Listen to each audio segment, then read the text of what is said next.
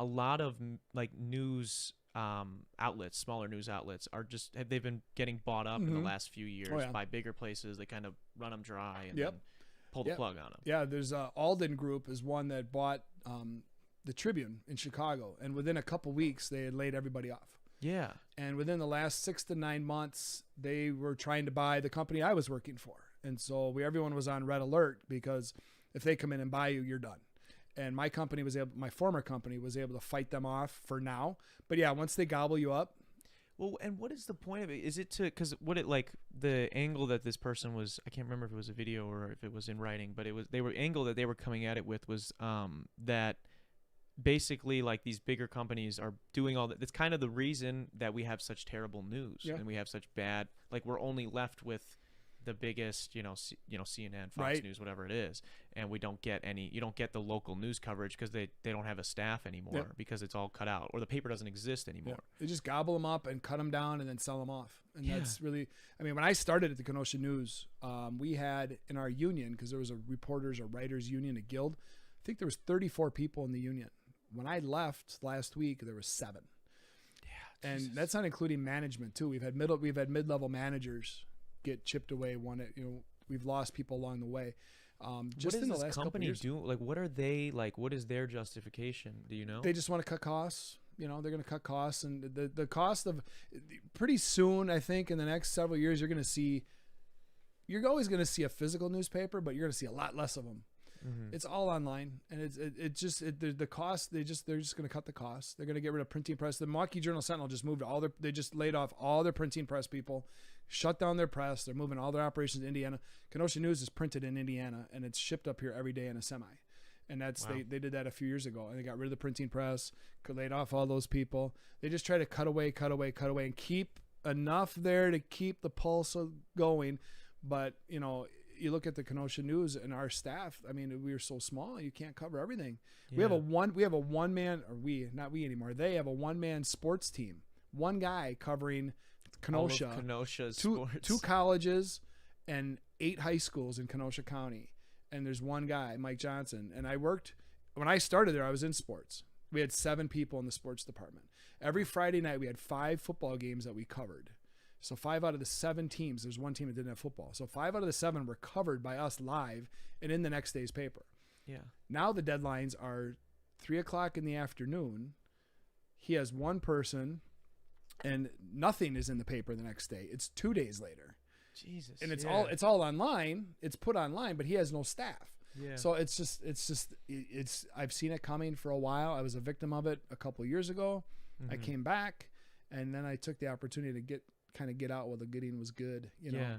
So it's just a proactive move on my part, and I hope for the best for my former colleagues, but it's not going to get any better. Yeah. What do you think, if you had to comment on the way, what this might do, the effect it might have on journalism, moving forward, the fact, not other than the fact it's all going to be online, do you think that's better or worse, whatever? Yeah, you're going to have a lot.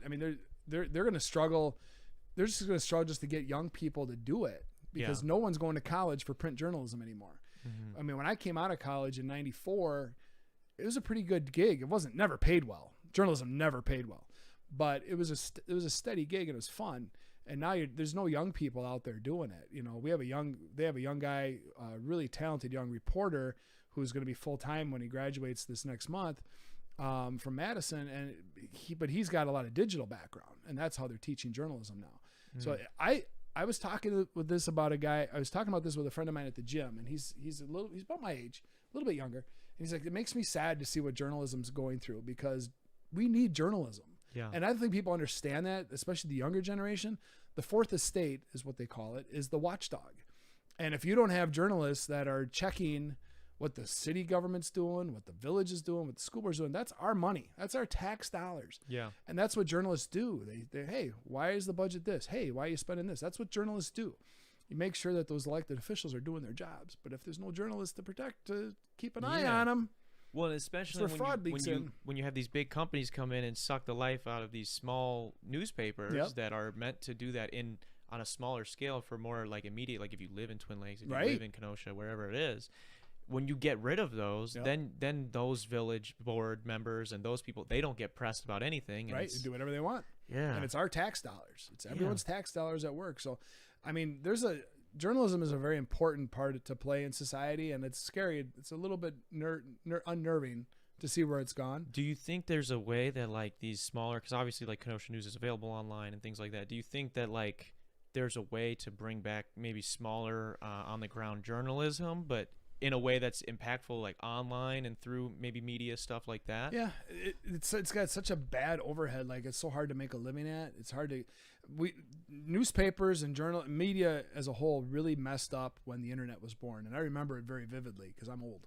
And they started giving away the news for free because everyone wanted to be on the internet. This whole new thing, this internet thing, was brand new. And I remember when it came out. I remember the internet was born. Yeah. And so all the media outlets were like, let's give it away. Let's give it away. But then all of a sudden, why are we giving it away? So now they're trying to charge for it. And everyone's like, I'm not going to pay for it. Yeah, I'm not Why am I paying for it? Why would I pay for it when I can get it free from any other outlet? But all those outlets aren't necessarily trained journalists that are giving you the news. Yeah. They're, untrained. Like, the best example I can give you is when Kyle Rittenhouse's verdict came out this last November. Yeah. His verdict came out, and I went down to cover the verdict. So I was down on the ground in front of the courthouse. I must have seen 200 people with media jackets. Hardly any of them were media. Yeah. They're not real media.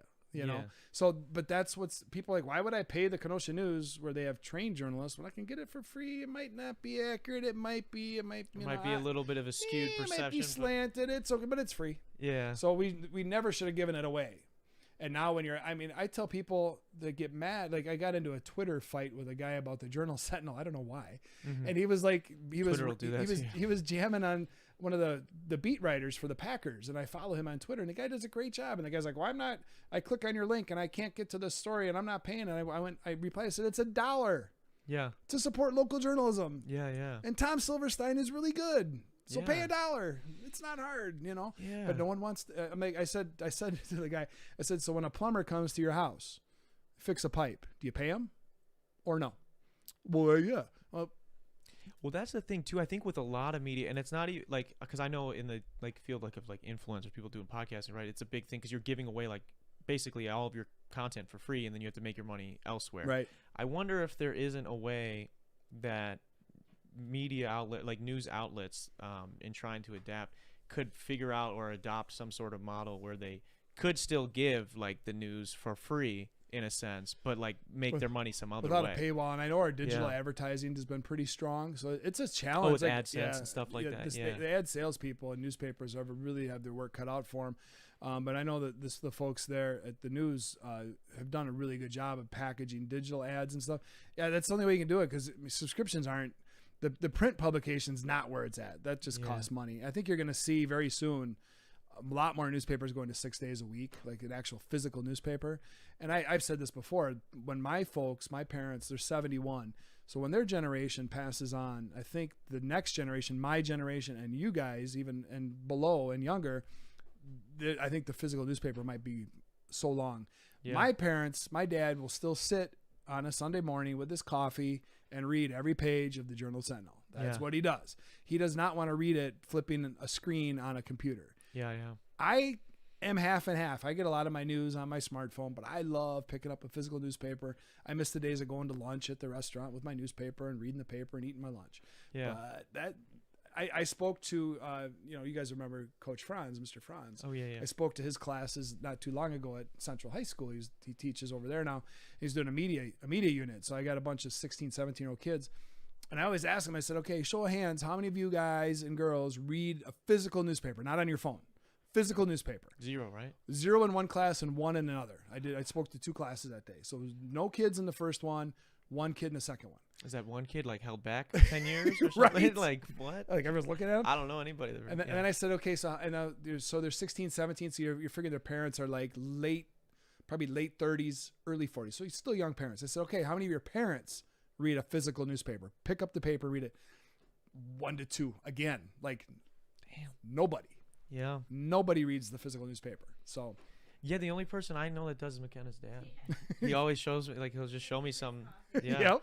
Yeah, and that's about it. But yeah, I do think there's a lot less of that going on, and I mean I think it's scary. I think it's a good thing that people can get into journalism easier, but it's not when there's like a lack of, there's no way for us to tell credibility, Right. you know, and then when you lose the credibility, then it's just okay, what do I want to believe game, and I'm just going to look for the articles that say that. I'm going to look for the things that say what I want. If you get it on Facebook or Twitter and you don't yeah, fact even check, if you do check it sometimes, Yeah, you know, you try to check, it'll be bad, but it's crazy. And I mean, I think it's cool that you've been like, you're a trained journalist and you did it for over 20 years, over 25 years. It's insane. Thanks for watching that last video, guys.